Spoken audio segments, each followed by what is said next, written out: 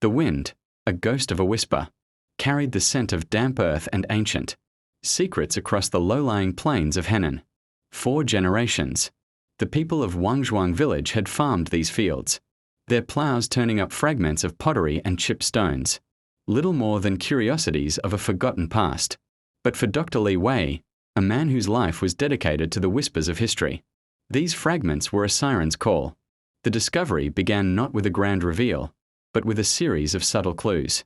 Ground-penetrating radar, a modern tool in a landscape of ancient lore, had revealed an anomaly, a vast, symmetrical structure beneath the earth.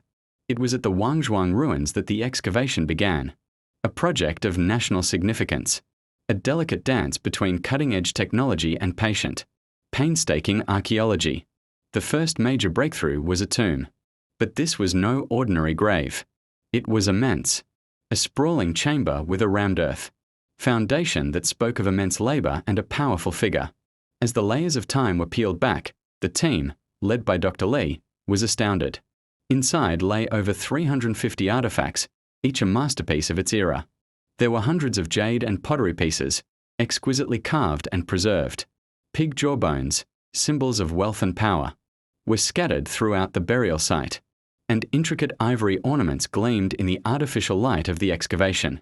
The scale of the tomb, and the richness of its contents, led the experts to a bold conclusion. This was the resting place of a monarch, a prehistoric king from the Dawenku culture, a civilization that flourished some 5,000 years ago. The discovery of this high-ranking burial site filled a critical gap in the study of Chinese civilization's origins. It provided a tangible link, a physical narrative of a period that had long been shrouded in legend and speculation. The most poignant part of the story, however, was not the grandeur, but a small, heartbreaking detail. The tomb, while magnificent, bore signs of intentional damage. Ancient enemy forces, Dr. Li and his team concluded, had desecrated the site.